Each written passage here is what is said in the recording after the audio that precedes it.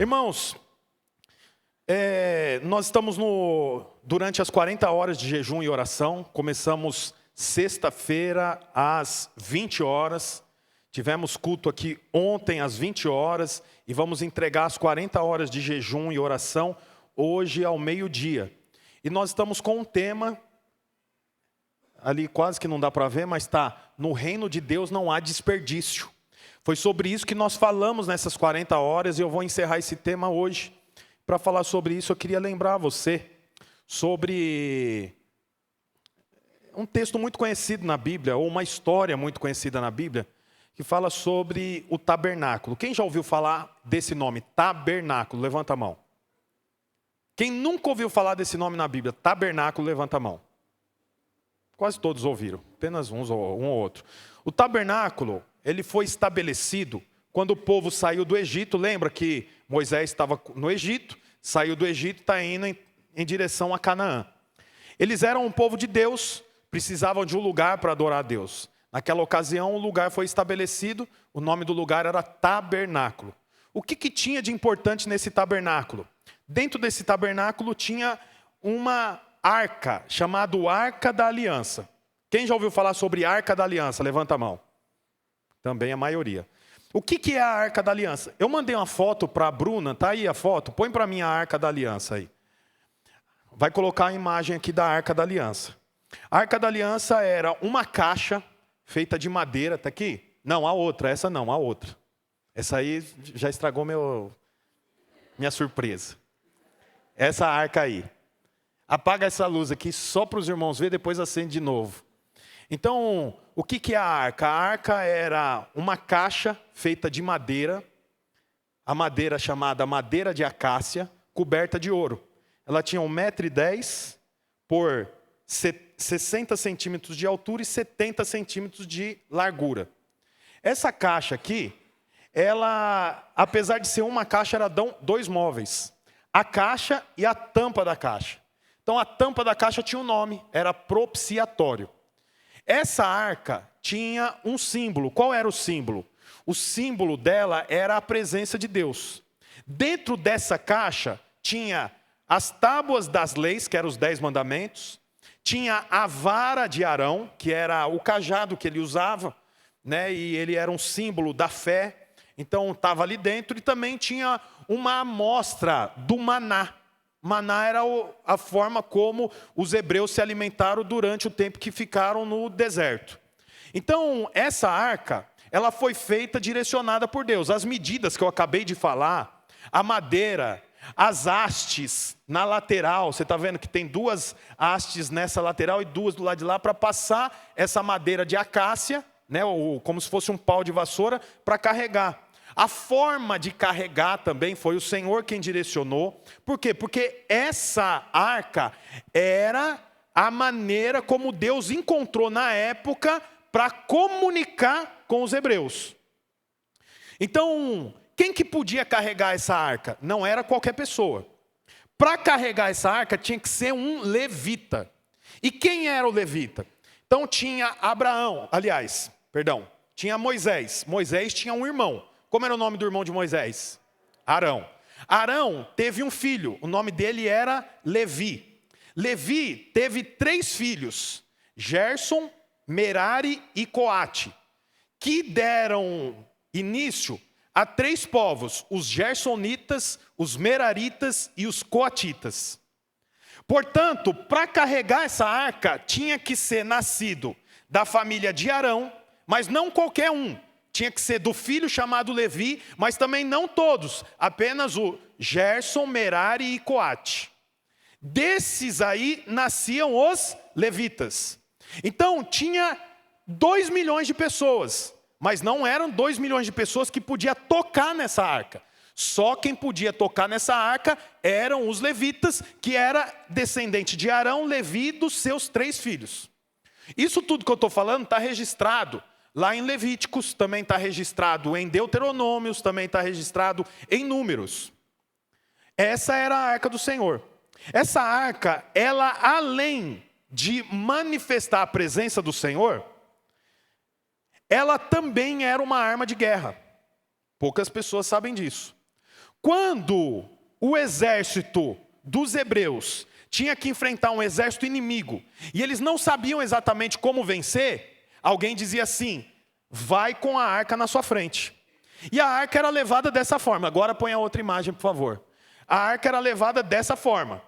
Ali está os filhos de Arão, ou os seus descendentes, e a arca que era levada por haste. Ninguém tocava na arca. Só tocava na haste que tocava na arca. A arca não podia ser levada na mão, no ombro, tinha que ser levada exatamente desse jeito. Então, a arca não saía de dentro do tabernáculo. A arca era vista uma vez por ano só, apenas. Porque ela ficava num lugar dentro do tabernáculo. Quando os levitas pegavam a arca e iam em direção à guerra, era como se os hebreus tivessem tomado bomba, tivessem tomado espinafre, sabe, do Popeye. Eles viam a arca, eles começavam a gritar ao ponto dos inimigos que estavam do outro lado saber, esse grito é porque eles tiraram a arca de dentro do tabernáculo. Nós morremos já. Eles vivos já sentiam que estavam mortos, porque eles não podiam contra a arca. Muito bem. A Bíblia conta que isso foi assim durante uma vida inteira. E a arca ficava sempre na posse de um desses descendentes que eu acabei de falar. Bom, lá em 1 Samuel, conta a história de um sacerdote e dos seus 2 filhos, chamado Ofni e Finéias. O nome dele era Eli. Eli tinha o cuidado da arca, e os seus filhos eram descendentes e futuramente seriam os cuidadores da arca. Só que a Bíblia fala que os filhos de Eli começaram a fazer o que desagradava aos olhos do Senhor. Eles começaram a se prostituir, começaram a desagradar a Deus. E a Bíblia fala que eles arrumaram muitos problemas. E Deus falava para Eli: Eli, corrige seus filhos. E ele não corrigia. Eli, corrige seus filhos, senão isso vai te custar a vida. E ele não corrigia. Até que uma ocasião, houve uma guerra, eles não estavam podendo com a guerra. Os 2 filhos de Eli vieram até a casa de Eli e falou: pai, nós estamos perdendo a guerra. Nós 2 vamos com a arca lá para a gente reverter essa história. A Bíblia conta que eles pegaram a arca e foram. Quando os hebreus viram, começaram a gritar. E os inimigos ficaram com medo. Mas como eles estavam caminhando de forma errada, o Senhor não se manifestou. E adivinha, os filisteus capturaram a arca para si. Eles venceram os hebreus, e como os filhos de Eli estavam vivendo em pecado, Deus falou: não vou me manifestar. Então os filisteus, que eram os inimigos, tomaram a arca e fizeram o que com a arca? Levaram para dentro de um templo chamado Templo de Dagon. Dagon era o deus que eles serviam, os filisteus. Eles não eram convertidos ao Senhor. A Bíblia conta que eles colocaram a arca lá e foram embora. No outro dia eles chegaram, o deus que eles serviam, que era o deus chamado Dagon, estava prostrado diante da arca. Eles olharam um para o outro e falaram: mas que coisa estranha. Pegaram a imagem desse deus que eles serviam e colocou de volta no lugar. No outro dia eles chegaram lá e de novo estava o Deus que eles serviam prostrado, mas agora com a cabeça cortada, as pernas e os pés cortados. Ninguém fez isso, foi o próprio Deus que fez, por intermédio da Arca da Aliança. A Bíblia fala então que eles ficaram com muito medo. E eles tiraram a arca de lá e levaram para a capital dos filisteus, que se chama Gate. Eles falaram: nós não podemos com isso aqui, então pode acender de volta as luzes. Nós não podemos com isso, então vamos devolver a arca, mas vamos levar lá para a capital. Os diáconos, podem acender as luzes. Vamos levar para a capital, Gate, eles vão saber melhor o que fazer. Era mais ou menos assim, como se tivesse a arca lá no Acre. Aí eles falaram: a gente não dá conta disso, leva para São Paulo, que em São Paulo eles sabem o que fazer. Quando eles levam a arca para lá e chegam em Gate, no dia seguinte, todos os guerreiros estavam com úlceras, tumores e hemorroidas. Sabia disso? Aí eles falaram: que absurdo, o que essa arca fez? Vamos levar ela embora. Leva para outra cidade chamada Ecrom. Então já passou de uma cidade para Gate, de Gate para Ecrom. Quando eles chegaram com essa arca, os moradores de Ecrom começaram a gritar e correr de um lado para o outro. Aqui vocês não vão deixar isso aqui não, aqui vocês não vão deixar. Aí eles reuniram os 5 reis dos filisteus e falaram, o que nós vamos fazer com essa arca? Procuraram um dos sábios da região deles, eles falaram, vocês têm que devolver essa arca para os filisteus, para os hebreus. Ela não serve para vocês. Ela só tem poder lá, aqui é só maldição. Você vê que interessante, a arca, que simboliza a presença de Deus, para o povo de Deus, era bênção em cima de bênção. Mas a arca, que simbolizava a presença de Deus, para o povo que não conhecia Deus, era maldição em cima de maldição. Aí eles falaram, mas como nós vamos devolver a arca? Porque eles não conheciam as implicações da arca. Eles não sabiam do que era feita, eles não sabiam o que tinha dentro. A Bíblia conta que em uma ocasião, alguns homens olharam dentro da caixa e morreram 70 deles. Porque um abriu e morreu, o outro falou, o que ele viu? Foi lá e morreu também. O outro, o que viu? 70. Você acredita? 70 homens morreram. Porque eles foram olhar e não deveriam. Então os filisteus, eles não conheciam as implicações, eles não sabiam o que eram aquelas hastes, para que servia. Eles não sabiam que a tampa da arca era 2 anjos olhando, põe a arca de volta lá. 2 anjos, um olhando para dentro e o outro olhando para dentro da arca. Só os anjos podiam olhar para dentro da arca.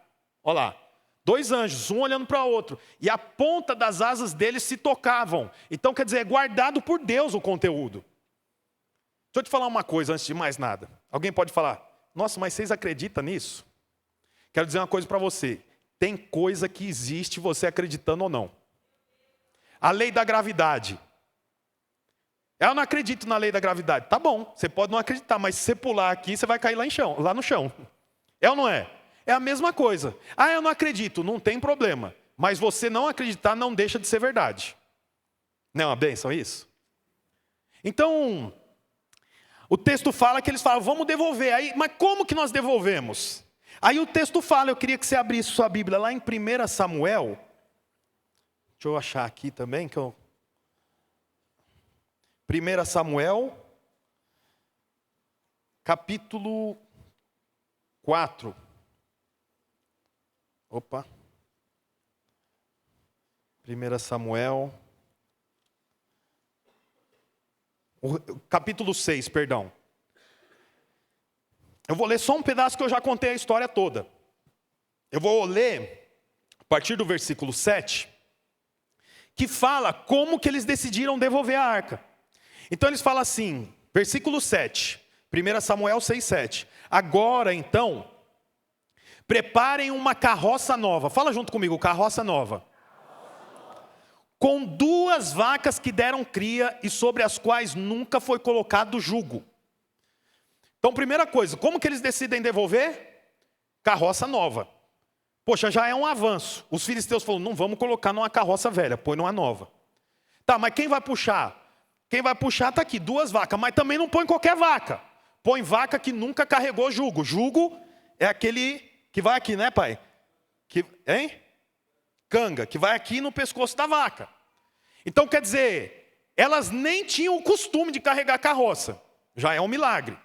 Eles estão pensando que eles estão fazendo a coisa certa. Olha a continuação. Elas não devem nunca ter colocado jugo, amarrem na carroça, mas afastem dela os seus bezerros e ponham no curral. Então as vacas têm que estar amamentando. Isso tudo é a avaliação dos filisteus que não conhecem a forma de carregar a arca. Então eles estão fazendo com a maior boa o quê? Intenção. Carroça nova, 2 vacas que nunca carregaram o jugo, que tem filhotinho, amarra o filhotinho lá, que já é uma baita de uma dificuldade, não é? Porque você não consegue tirar a vaca dos bezerrinhos. Elas não vão querer andar, elas vão querer voltar para lá. Então você tem que fazer isso, eles falaram. Aí coloque a arca do Senhor sobre a carroça e ponha numa caixa ao lado os objetos de ouro que vocês estão lhe enviando como oferta pela culpa.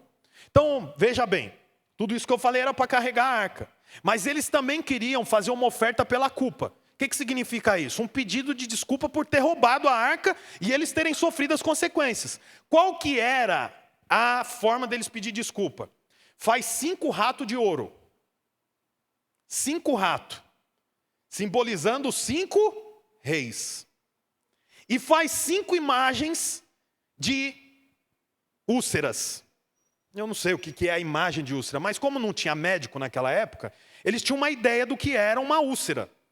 Uma bola, alguma coisa. 5. Então eles deram esses presentes. Como que foi então? 2 vacas novas, com a carroça nova, com a arca em cima, do lado da arca, com a caixa, muito rica. Porque tinha pelo menos 10 imagens de ouro maciço. Depois, se você quiser você ler toda a história, eu vou explicar. Colocar em cima, a Bíblia fala que colocaram a vaca solta, em qualquer lugar. A vaca escolheu exatamente o caminho que levava para a cidade dos hebreus. Ninguém ensinou para ela, porque ela nunca tinha carregado carga. Como que ela sabia a direção?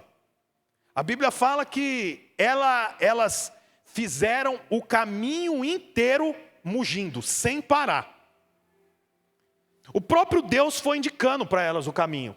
E a Bíblia fala que eles chegaram exatamente no ponto que eles deveriam entregar a arca, que foi na cidade dos hebreus. Bom, muito bem. Eles ficaram 7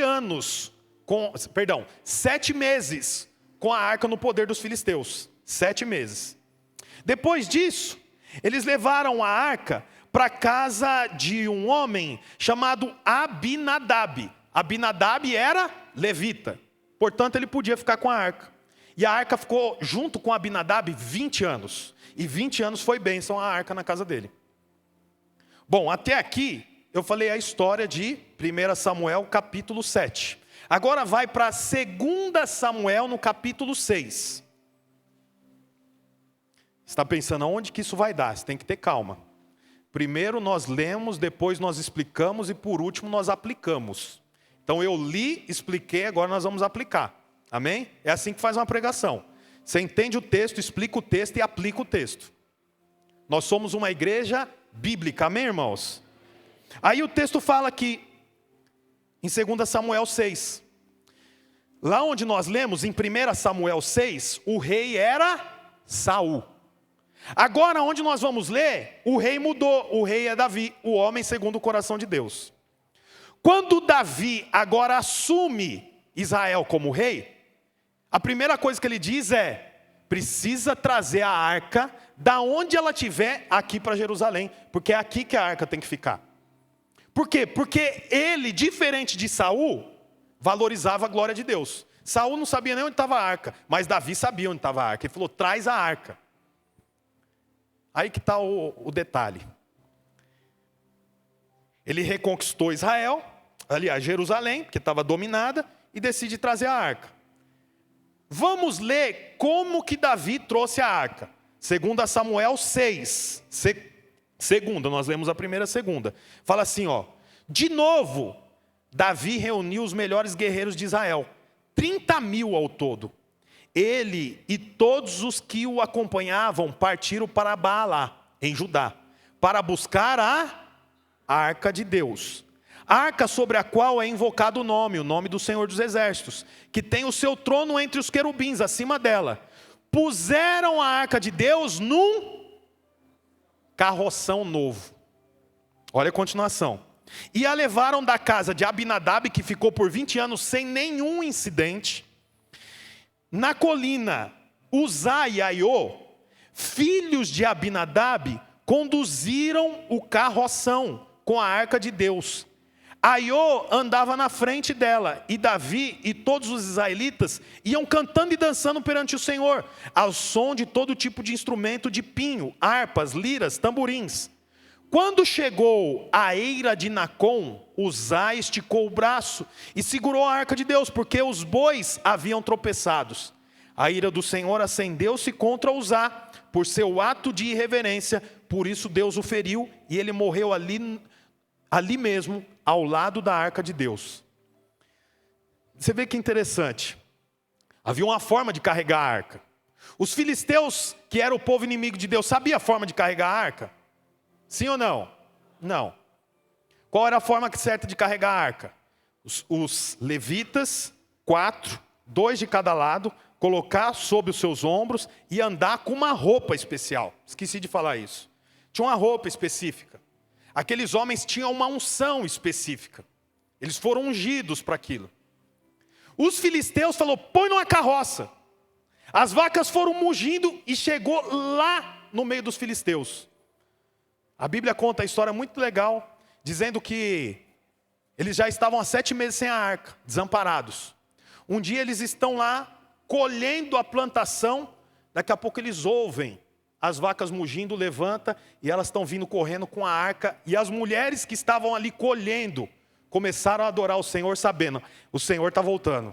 Eu estava lendo e imaginando essa cena, é uma cena de filme. As mulheres ali colhendo, daqui a pouco houve um barulho, todas entristecidas, os homens entristecidos, daqui a pouco que barulho é esse? 2 vacas mugindo, olha, elas vêm correndo do lado dos filisteus com a arca em cima, e aquelas mulheres começam a chorar e a adorar o Senhor no meio do campo onde elas estavam colhendo. Bom, foi assim que os filisteus fizeram. Davi falou, agora é a hora de trazer para Jerusalém. Como que chegou na casa de Abinadab? Chegou por meio de bois, que veio dos filisteus. O que Davi falou? Vamos fazer igual. É o que está escrito aqui. Coloca em cima de um carroção novo e leva. No meio do caminho eles estavam levando em cima de uma carroça. Um boi tropeçou. Coisa que não aconteceu com os bois dos inimigos dos filisteus, mas os bois dos israelitas. Tropeçou, a arca ia cair. Um homem chamado Uzá põe a mão e ele morre na hora. É interessante por quê? Porque Davi pensou, é desperdício gastar tempo preparando para trazer essa arca. A arca é a presença de Deus. Traz, é importante que a presença esteja aqui. E o sacerdote, não, traz do jeito como eles trouxeram. Não deu certo com eles, vai dar certo com nós também. Daqui a pouco eu vou ler outro texto que fala que Davi viu e se arrependeu. Pra você não pensar que eu estou falando mal de Davi. Só quero que você entenda uma coisa. Não é, as coisas de Deus não é do jeito que eu quero. As coisas de Deus é do jeito que Ele quer. Eu não posso servir a Deus como Deus é servido por aqueles que não conhecem a Ele. Então tem gente aí fora contando testemunho de que o boi dele nunca tropeçou e o céu não para de tropeçar. Aí você fala, mas eu sou israelita, eu sou povo de Deus. Como é que pode os filisteus estar indo bem e eu não estou indo bem? Porque para os filisteus não existe o jugo que existe para mim e para você. Qual é o jugo? O jugo de carregar a arca da aliança. Portanto, tem coisa que um estrangeiro é normal fazer, mas para aqueles que servem a Deus não pode fazer. Não pode. Não cabe, não serve. Mas por que é assim? Porque Deus quis assim. É assim que a Bíblia fala. Portanto, eu não sirvo a Deus do jeito que eu quero.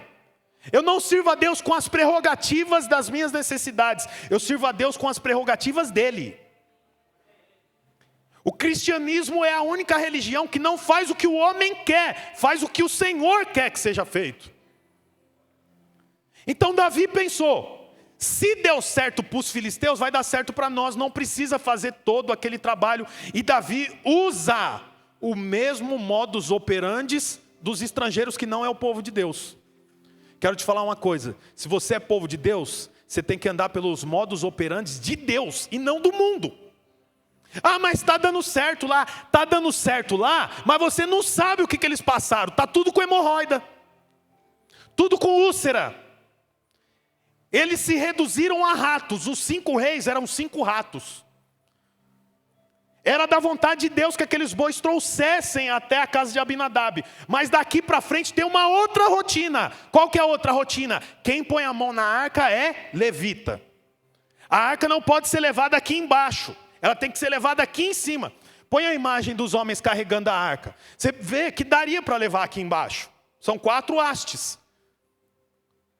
Olha lá. Daria ou não daria para levar aqui embaixo? Mas a arca tinha que ser levada acima da cabeça dos levitas. Por quê? Porque o Senhor é maior. Então não é por acaso. Deixa eu te falar uma coisa.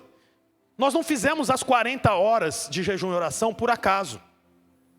Hoje nossa igreja está cheia, aleluia. Nem sei quantas pessoas tem, mas tem bastante. Nós fizemos aqui a oração com um número reduzido de pessoas. E eu glorifico a Deus pelo número de irmãos. E eu sei que irmãos não puderam vir porque trabalha, tem ocasião, isso, aquilo. Mas eu fico muito preocupado com aqueles que não vieram porque acharam que é um desperdício. Eu já vou domingo. Não precisa, tá louco, 40 horas. 40 horas, ora sexta, ora domingo, ora sábado. Olha, eu não sei se é milagre de Deus, mas eu nunca vi o Alex chorar como ele chorou aqui. Eu também nunca vi a Keila de joelho chorando. Ontem ela ficou aqui, que acabamos o culto, ela ficou aqui. Hoje de novo. E como eu falei, eu vim aqui porque eu vi o tanto de irmãos sendo tocados pelo Senhor. Isso é resultado de quê? Do acaso? Não. É resultado de irmãos que sabem que não é desperdício, é investimento. Davi aqui infelizmente errou. E ele pensou o quê? É desperdício. Vamos trazer rápido para cá. No entanto, aquele formato de carregar a arca é investimento. Olha que interessante o que aconteceu.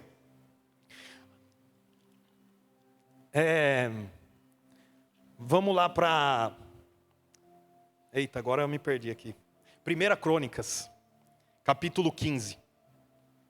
Um pouquinho mais para frente. Depois de Reis.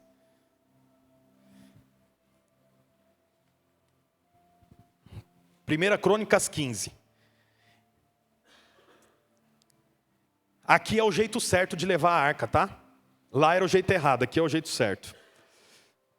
Depois que Davi tinha construído casas para si na cidade de Davi, ele preparou um lugar para a arca de Deus e armou uma tenda para ela. Então Davi disse: somente os levitas poderão carregar a arca de Deus, pois para isso o Senhor os escolheu, e para ficarem sempre a seu serviço. Davi reuniu todo Israel em Jerusalém para trazer a arca do Senhor para o lugar em que ele havia preparado. Reuniu também os descendentes de Arão, os levitas. Olha lá, descendente de Coate, descendente de Merari, descendente de Gerson. Versículo 11. Em seguida Davi convocou o sacerdote Zaqueu de Abiatar, os levitas Uriel. Aí tem uma série de nomes aqui, eu não vou ler todos eles. Aí diz aqui: você e seus companheiros levitas deverão consagrar-se e trazer a arca do Senhor. Consagrar-se e depois trazer a arca do Senhor, o Deus de Israel, para o local que preparei para ela. Pelo fato de vocês não terem carregado a arca na primeira vez. Quando que é a primeira vez? A outra vez que eu acabei de ler aqui. A primeira vez, a ira do Senhor, o nosso Deus, causou destruição entre nós. Nós não tínhamos consultado sobre como proceder. Você vê que interessante que Davi está falando. Quem vai pôr a mão? Só os levitas. Da família de quem? De Coate, de Merari, de Gerson, só eles.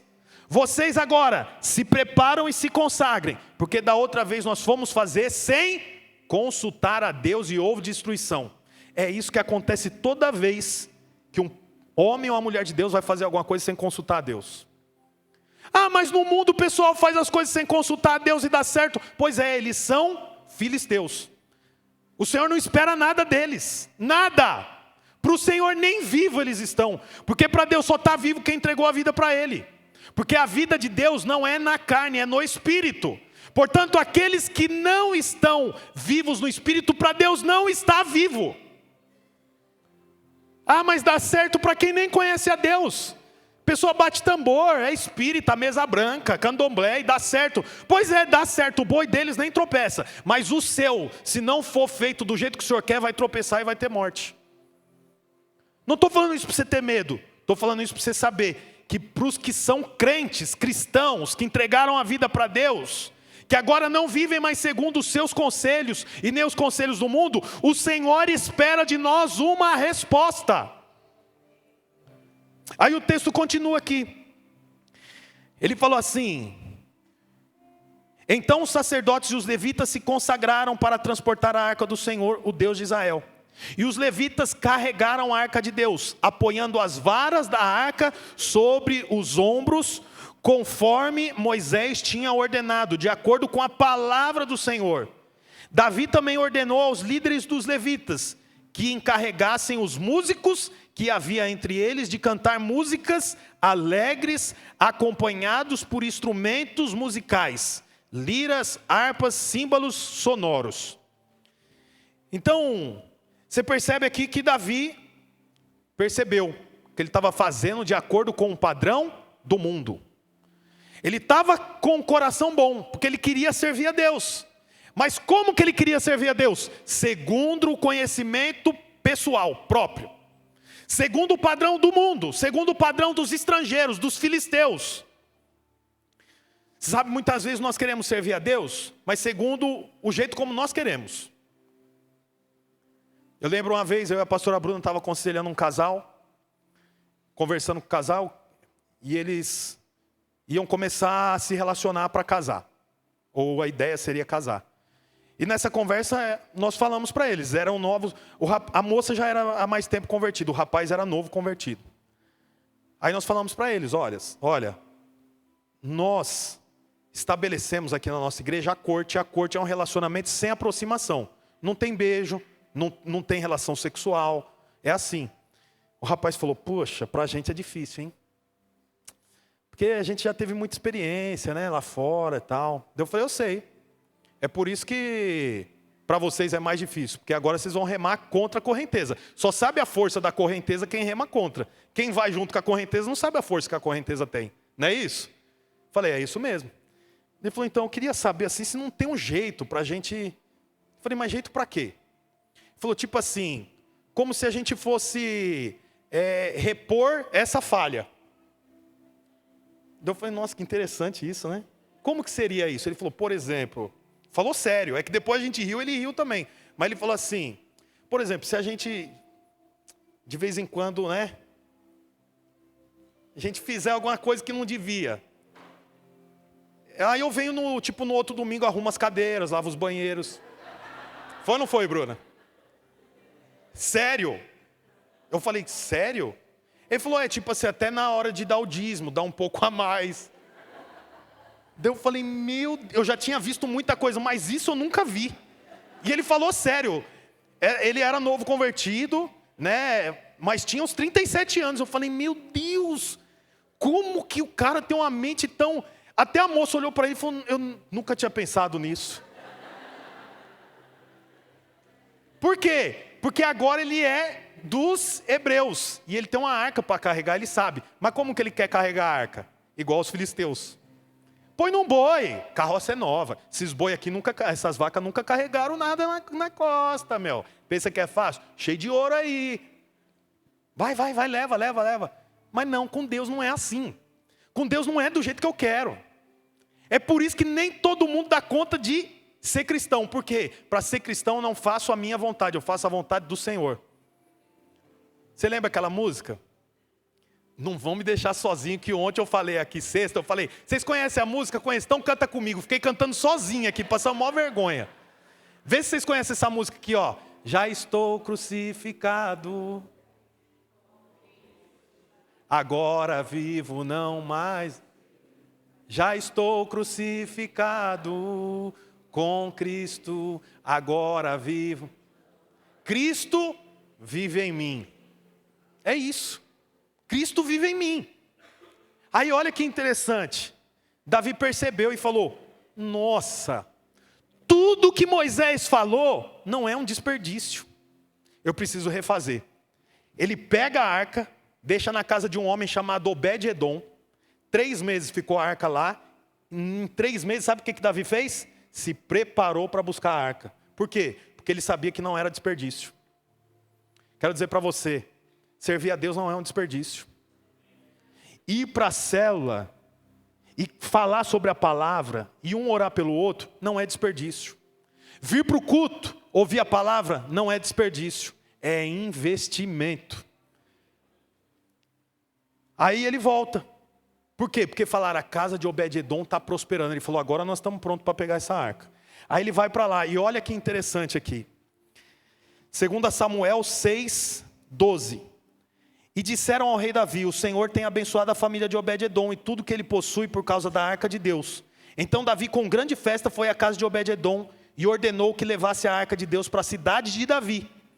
Quando os que carregavam a arca do Senhor davam 6 passos, ele sacrificava um boi e um novilho gordo. O caminho inteiro. Saiu da casa de Obed-edom, ouça aqui, saiu da casa de Obed-edom para chegar em Jerusalém. 4 homens carregando, então eles contavam. 1, 2, 3, 4, 5, 6. Para tudo e sacrifica 2 animais para o Senhor. Terminou o sacrifício? 1, 2, 3, 6 passos. Mata mais um novilho e outro animal para o Senhor. Não é qualquer animal, animal gordo. Custou dinheiro. Para recuperar a glória de Deus, a arca da aliança, quando eles andaram por quilômetros, porque foi mais de 1 quilômetro para chegar lá, eles olhavam para trás e sabiam exatamente onde a arca tinha passado. Por quê? Porque havia sacrifício. Quero dizer uma coisa para você: só tem presença de Deus se tiver sacrifício na sua vida. Não tem presença de Deus porque você vem no culto no domingo, irmão. Simplesmente. Não tem presença de Deus porque eu nasci em berço cristão. Quantos já ouviu isso? Nasci em berço cristão, pastor. Conheço a palavra toda. Tá, e daí? Você sacrifica? Tem sacrifício? Porque para servir a Deus tem sacrifício. Já houve um sacrifício para remir os nossos pecados. Foi Cristo na cruz. Agora há um sacrifício para mim seguir o Senhor. Qual é o sacrifício? Sacrifício de matar minha carne. Porque todo dia minha carne quer ir para o pecado. Aí eu tenho que sacrificar. Portanto, quando as pessoas olham para trás, tem que saber, há sacrifício. Nós não servimos a Deus sem sacrificar. Aí é interessante, o texto fala que quando acabou e eles chegaram no lugar indicado, Davi tirou a roupa. Mas não é que ele ficou nu, ele tirou a roupa de rei. E começou a dançar de alegria. E ele tinha uma esposa. A esposa que ele ganhou de prêmio por ter matado Golias, lembra? Quem matasse Golias ganharia uma filha. O nome dela é Mical, ganharia uma mulher. Filha do rei Saul, o nome dela é Mical. Ele estava dançando feliz da vida. E Mical pela janela olhou e falou: que desperdício. Precisa disso? Um rei tirar a capa de rei na frente dos súditos, tirar a coroa e dançar daquele jeito, precisa disso? Que absurdo. É um desperdício um rei fazer isso. Sabe o que aconteceu com ela? Nunca pôde ficar grávida de Davi. Sabe por quê? Porque ela observou um investimento e achou que era um desperdício. É um problema quando você acha que o investimento na casa de Deus é um desperdício. Quando você acha que as horas oradas, as músicas cantadas, as lágrimas que escorreram pelo seu rosto é um desperdício. Não é um desperdício, é investimento. 40 horas de jejum é investimento. O trabalho que nós temos para fazer o encontro é investimento. Por quê? Porque tem vidas sendo saradas, tem casamentos sendo restaurados, tem ex-viciado entregando a vida para Jesus, tem bandido deixando de roubar. Por quê? Porque viram a vida de Deus. Isso é investimento, não é desperdício. Quando você vem ofertar, trazer o seu dízimo, não venha pensando, precisa disso, o que esse pastor vai fazer com esse dinheiro? Eu estou percebendo mesmo que essa igreja está roubando. Não pense no seu investimento como desperdício, porque senão corre risco de você ficar no meio do caminho. Não é desperdício, é investimento. Quero dizer para você, que a igreja estabelecida nessa terra, é investimento para toda essa terra. A terra não é destruída por causa dos justos. É isso que nós vemos na Bíblia. Sabe onde estão os justos? Dentro das igrejas. Por quê? Porque está dentro da igreja? Não, porque eles estão entendendo que foram justificados por Cristo. Portanto, o que você faz, os músicos, o irmão que prega, o líder de célula, o anfitrião, o irmão participante do culto que vem domingo após domingo, vai na célula. Eu quero dizer para você, não é desperdício, é investimento na sua vida. É investimento na vida dos filhos, como nós acabamos de testificar aqui. Essa primeira menininha que testificou aqui, a filha do Jair, esqueci o nome da mãe dela, Carlinhos. Adriana. Ela foi para a cela junto com o tio e com a tia. E os pais estavam lá morrendo de brigar um com o outro.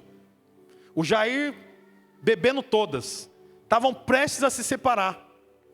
A menininha foi e começou a orar pelos pais. Com quantos anos? 6 anos. Chamava o pai para ir na cela da Simone e do Walter.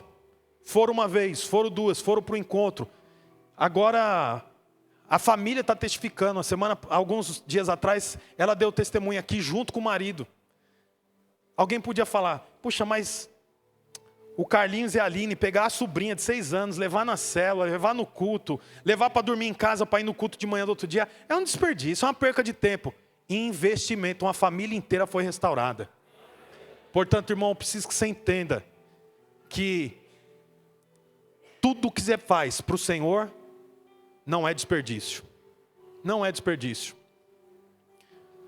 Para encerrar, me lembro uma vez que eu cheguei na minha casa, morava com os meus pais ainda, e eu fazia entrega na padaria do meu pai com a Kombi. Cheguei com a Kombi, estacionei, entrei para dentro de casa para fazer alguma coisa e tinha um homem sentado do outro lado da rua, o Robertinho. E ele bebia muito. Estava morando na rua já. E o senhor falou assim para mim, vai lá e leva uma mensagem para ele. Eu falei, mas é bêbado. Eu pensei comigo, desperdício. Como que eu vou chegar nele? Tem jeito de eu chegar nele? E o senhor falou para mim assim, pega alguma coisa no armário. E eu levei um guaranazinho, caçulinha e uma Ana Maria. Cheguei lá, falei, Robertinho, não tem muita coisa lá em casa, mas queria trazer isso aqui para você. Obrigado, Bruno. Eu também queria te falar que, resumindo, eu, particularmente, não acredito que o senhor pode voltar a te devolver esposa, filho, filha, mas tem um lugar para você no céu. O senhor pode te receber no céu. Falei desse jeito para ele, resumidamente. Tinha até umas vizinhas do lado assim, a Detinha e a Dona Adélia. E elas riram meio, o que você está fazendo? E eu orei por ele ali, pedi para ele fazer uma oração junto comigo. Ele fez, estava meio alcoolizado. Isso foi numa terça-feira. Na sexta-feira chegou a notícia que ele morreu de frio na frente do Hospital Nardini. Então, olha, parecia um desperdício, não parecia? Mas foi um investimento. Talvez o Robertinho vai estar junto comigo, com você lá no céu. Adorando a Deus. Mas quantos Robertinhos já não passou na sua vida e você não teve coragem de fazer, porque você achou que era um desperdício, enquanto era um investimento? Quantos vizinhos, quantos amigos de trabalho, quantos irmãos da igreja que veio para o culto precisando ouvir uma palavra, e Deus falou, vai lá e fala para ele que eu estou vendo ele chorando dentro do banheiro. E você falou, não, isso é bobeira, é loucura, desperdício, eu não vou passar essa vergonha não. E não era desperdício, era investimento.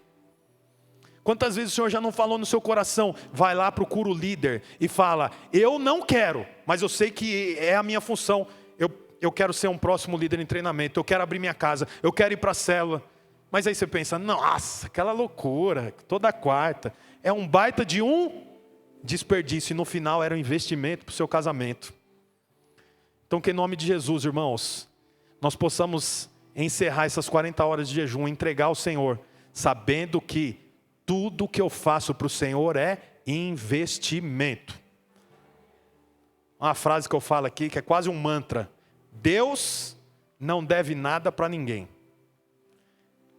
No final, a arca entrou para dentro de Israel. E Davi colocou ela no lugar certo. E aquela arca voltou a ter o poder que ela tinha antes de ter sido roubada pelos filisteus. Que em nome de Jesus você creia que dentro da sua casa tem um lugar para a arca. Não coloque outra coisa. Coloque Cristo lá. Fica de pé no seu lugar. Aleluia, glória a Deus. Olá, você acabou de escutar mais uma de nossas pregações. Eu quero aproveitar e te fazer um convite para que você venha aqui nos conhecer pessoalmente em um dos nossos cultos. Também aproveite e nos siga nas redes sociais para mais informações. Deus abençoe e até mais.